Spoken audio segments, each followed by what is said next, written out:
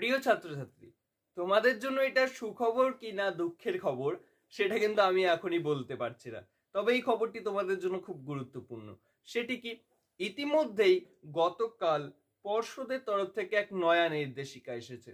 পর্ষদের তরফ থেকে যে নয়া নির্দেশিকাটি এসেছে ইতিমধ্যেই আমার সামনে রয়েছে। নির্দেশিকাটি সম্পূর্ণভাবে এখানে বলা হয়েছে কি, এখানে পর্ষদের ডেপুটি সেক্রেটারি মাননীয় ঋতব্রত চট্টোপাধ্যায় বলেছেন, ছাত্রছাত্রীদের কতটা অগ্রগতি হচ্ছে তা পড়ুয়াদের পাশাপাশি অভিভাবকদেরও সমানভাবে জানার অধিকার রয়েছে।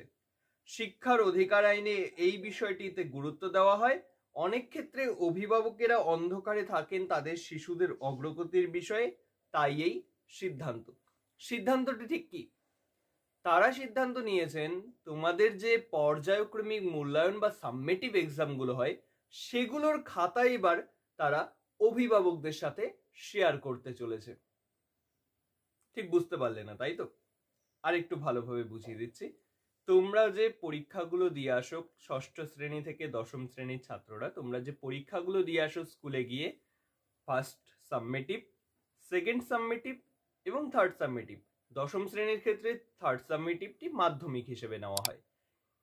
এই যে মাধ্যমিকের রেজাল্ট তো তোমরা তোমার বাবা মারা সবাই অবশ্যই জানতে পারে, কিন্তু ষষ্ঠ থেকে নবম শ্রেণীর ক্ষেত্রে অনেক ক্ষেত্রেই কি দেখা যায়, সাবমেটিভ এক্সামগুলোর কিন্তু খাতা, সম্পূর্ণ খাতাটা কিন্তু অনেক ক্ষেত্রেই বাড়িতে নিয়ে যাওয়া দিতে হয় না, স্কুল থেকে বাড়িতে নিয়ে যেতে দেয় না, কিংবা কারো কারো ক্ষেত্রে কি দেখা যায় যে নম্বরটা ছাত্রদের জানিয়ে দেওয়া হয়, তোমরা বাড়িতে গিয়ে হয়তো কম পেলে নম্বর বাবা মার ভয়ে বা অভিভাবকের ভয়ে তোমরা হয়তো একটু নম্বর বাড়িয়ে বলে বসো, কিংবা তোমরা লুকিয়ে যাও।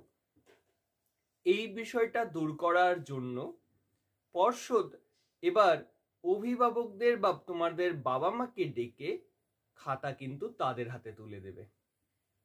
এটা ঠিক আমি কিন্তু সমর্থন করতে পারছি না পুরোপুরি। এক্ষেত্রে কেন সমর্থন করতে পারছি না, এক্ষেত্রে যে সম্ভাবনাটা রয়েছে অভিভাবকদের অত্যাচার ছাত্রদের ওপর হয়তো কয়েক গুণ বেড়ে যেতে পারে এর প্রভাবে। আমি এর তীব্র নিন্দা করছি। এরকমটা যেন কখনোই না হয়। এই যে খাতা তুলে দেওয়া, এতে অভিভাবকদের ছাত্রদের ওপর অত্যাচারের সীমা যাতে বেড়ে না যায়, এটা আশা করব পর্ষদ এই বিষয়ে কোনো গুরুত্বপূর্ণ সিদ্ধান্ত নেবে।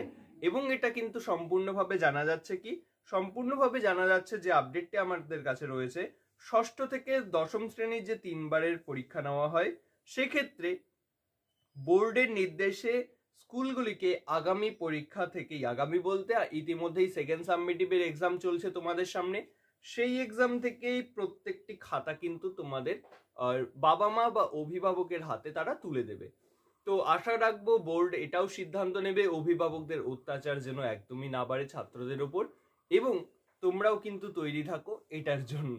একটা বিষয় অবশ্যই তোমাদের জানাতে হচ্ছে, এখন থেকে আমাদের এই চ্যানেলে শুধুমাত্র আপডেট নয়, সঠিক সাজেশন, 100% সিওর সাজেশন, বিভিন্ন টিচারদের তৈরি সাজেশন তোমরা আমাদের চ্যানেলে পাবে।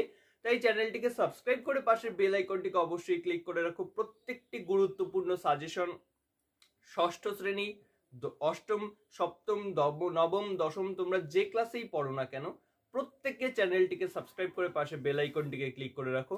সেই সব গুরুত্বপূর্ণ ভিডিও তোমাদের কিন্তু নম্বর বাড়াতে অবশ্যই কারিগর হয়ে উঠবে।